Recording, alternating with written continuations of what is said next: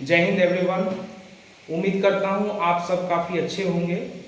एक बार पुनः आपके इस YouTube चैनल में आप सभी का हार्दिक स्वागत है। हम सिंप्लीफिकेशन पे चर्चा कर रहे थे। जैसा कि पिछले वीडियो में आपको सिंप्लीफिकेशन से जुड़ा हुआ जो बेसिक चीज़ है टेबल, उसके बारे में बताया गया है, जो आप जाके हमारे YouTube चैनल पे देख सकते हैं। साथ ही वैसे व्यक्ति जो न्यू पहली बार आप देख रहे हैं हमारे इस चैनल को, वो मुझे सब्सक्राइब कर ले और बेल आइकन को दबा ले ताकि उन्हें नोटिफिकेशन के माध्यम से हमारा वीडियो मिल जाए। तो आइए हम चर्चा करते हैं सिंप्लीफिकेशन का। वैसे व्यक्ति जो बैंक पीओ और क्लर्क की तैयारी में लगे हैं और मैथ्स से परेशान हैं, तो मैथ्स के लिए ये फ्री में मैं लॉन्च किया हूँ इस चैनल को, यूट्यूब चैनल को आप सभी के लिए। चूँकि मैं बैंकर हूँ इसलिए मुझे पता है कि क्या क्या पढ़ना है जिससे आपकी सिलेक्शन हो सकती है। तो मैं उसी टॉपिक को आपको एक ट्रिक्स के माध्यम से, क्योंकि देखिए आपको मैथ्स बनाना आता है, सभी को मैथ्स आता है, ऐसा कुछ भी नहीं है कि मैथ्स नहीं आता है किसी को, लेकिन बस आपको समय को बचाना है। तो समय बचाने के लिए सबसे इम्पोर्टेंट क्या है? सबसे इम्पोर्टेंट है कि बिना पेन के मदद से आप मैक्सिमम सवाल को कैसे सॉल्व कर सकते हैं। कोई भी लेसन हो, चाहे वो एसआई हो, चाहे सीआई हो या अन्य कोई सब्जेक्ट हो, हर सब्जेक्ट में, मैथ्स के हर ब्रांच में आपको सिंप्लीफिकेशन की आवश्यकता पड़ती है।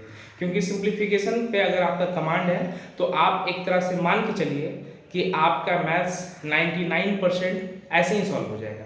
और उसमें भी अगर उसमें कुछ ट्रिक आप जानते हो जिसके माध्यम से वो बिना पेन लगाए आप सॉल्व कर लेते हो, तो इस पे सोने पे सुहागा है। तो आज मैं जिस ट्रिक की चर्चा करूंगा उस ट्रिक के बारे में मैं बेसिक आपको बता देना चाहता हूँ। तो सबसे पहले दोस्तों आपको यूनिट करना आना पड़ेगा। यूनिट क्या है?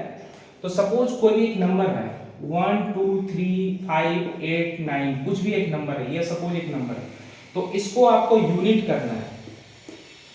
यूनिट करने का दो फिलॉसफी है, दो नियम है, ठीक है। उस दो नियम में क्या है कि 9 को आपको 0 लेना है और 0 को आपको 9 लेना है। ये आपका फॉर्मूला है। 9 को कितना मानना है? 0, और 0 को क्या लेना है? 9 लेना है। इसलिए इस फॉर्मूला का नाम है C9, इस ट्रिक का नाम है C9, ठीक है। तो 9 को आपको 0 मानना है और 0 को क्या मानना है? 9 मानना है। तो इस फॉर्मूला को आपको यूज करना है। कैसे यूज करना है आइए हम समझते हैं। सबसे पहले मैंने एक नंबर का यहाँ पे लिखा है 1 2 3 5 8 9, तो मैंने आपको बताया कि 9 को क्या मानना है? तो 9 को आपको 0 मानना है। तो ये कट लिया आपका, इसका वैल्यू 0 हो गया, ठीक है। अब देखिए, अब आप ये 8 और ये 1 मिलके इधर से भी 9 हो जाता है, तो 9 को आपको 0 मान लेना है। अब आपके पास क्या बच गया? 5 3 कितना होता है? 8। ये आपस में सभी को सम करते चलना है, यानी जितना नंबर है सबको सम करना है। लेकिन स्टार्टिंग में आपको देखना है कि 9 कौन कौन सा बन रहा है, तो 9 को सीधा आप 0 कर दीजिए। तो मैंने 9 को यहाँ पे 0 कर दिया, 8 और 1 9 हो रहा था, इसको भी हमने 0 कर दिया। अब आपके पास क्या बचा है? 5 3 और 2, इस तीनों को अगर ऐड कर देते हैं, अगर आप 2 और 3 कितना होता है? 5, और 5 5 कितना हो जाता है? 10। 5 5 कितना हो जाता है दोस्तों? 10। अब इन दोनों में फिर से ऐड करना है, यानी इसका वैल्यू कितना आ गया? 1। यानी ये जो नंबर था, ये जो मैंने बोर्ड पे एक नंबर लिखा था, इसका यूनिट वैल्यू क्या आ गया? 1। ये करना आपको सीखना पड़ेगा। एक दो और मैं एग्जांपल देता हूँ, क्योंकि ये करना अगर आपने सीख लिया तो फिर आप इस फॉर्मूला को, ट्रिक को बहुत आसानी से यूज कर पाएंगे। दूसरा कोई भी मैं नंबर लेता हूँ, सपोज एक नंबर है 5 6 3 9 8 1, कुछ भी इस तरह से हमने नंबर लिया। अब आपको यूनिट करना है। यूनिट करने का मैंने क्या फॉर्मूला बताया? 9 को 0 बना देना है। तो 9 आपको जो जो दिखा पहले काट दीजिए। ये 9 हो गया और 8 और 1 9 हो गया, ये खत्म हो गया। देखिए 6 और 3 भी 9 हो गया, खत्म हो गया। आपके पास क्या बचा? 5 बचा। तो इसका यूनिट वैल्यू क्या आ गया? 5। यहाँ तक आप सभी का कॉन्सेप्ट मेरे समझ से क्लियर होना चाहिए। यूनिट मैंने किस प्रकार किया।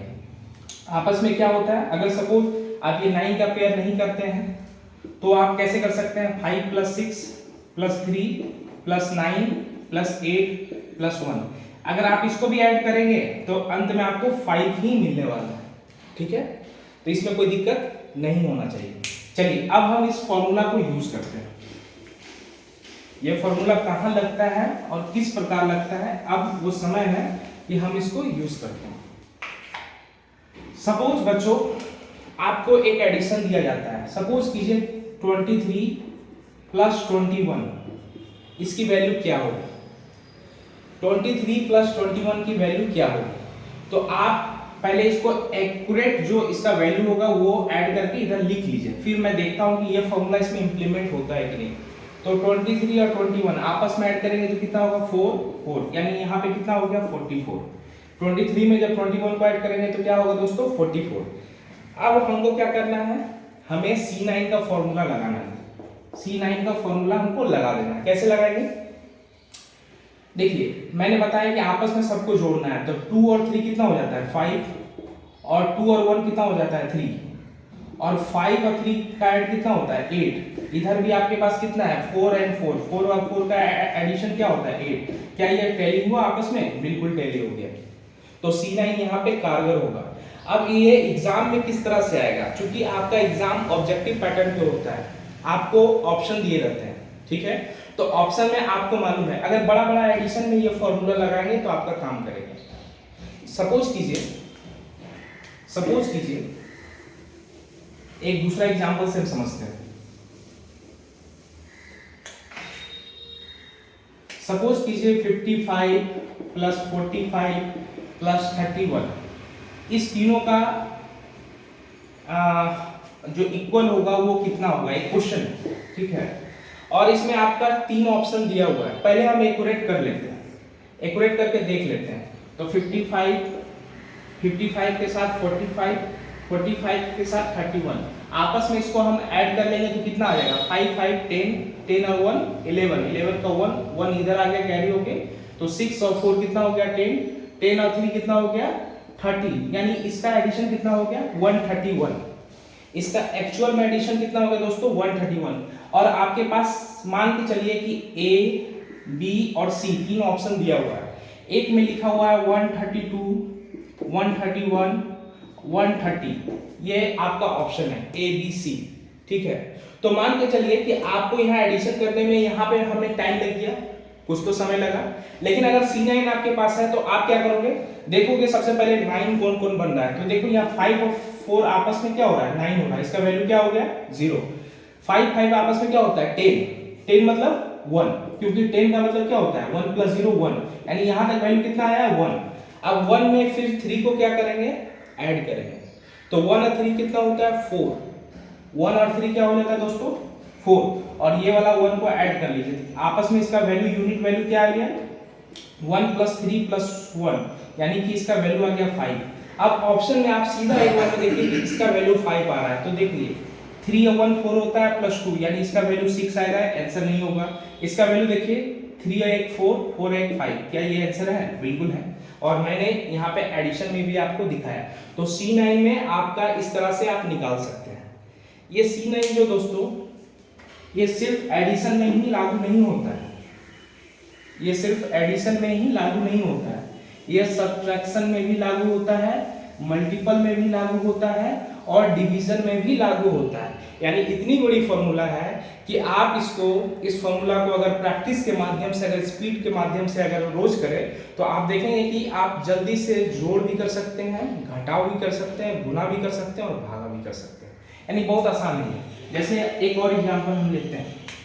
सपोज कीजिए 135 माइनस 130, ये 4 ऑप्शन है, A, B, C, D, आपके पास 4 ऑप्शन है, ठीक है? तो पहला है, यहाँ पे मान के चलिए 10 दे दिया, फिर 5 दे दिया, फिर आपका दे दिया 6 और 8, इतना दे दिया। आपका ऑप्शन क्या क्या है? 10 है, 5 है, 6 है, 8। 135 माइनस 130, ये बहुत ही इजी मैं एग्जांपल देके इसलिए समझा रहा हूँ ताकि आपका कॉन्सेप्ट बिल्कुल क्लियर हो, कोई तरह का कंफ्यूजन ना हो।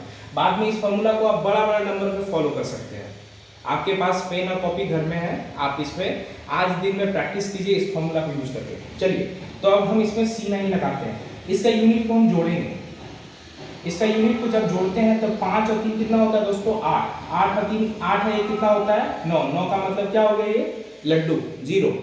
इधर 0 आ गया, बीच में माइनस है। अब इसमें आप कीजिए, 3 है, ये कितना हो गया? 4। 4 में 0 जोड़ेंगे तो 4, तो इसका वैल्यू कितना आ गया? -4। -4।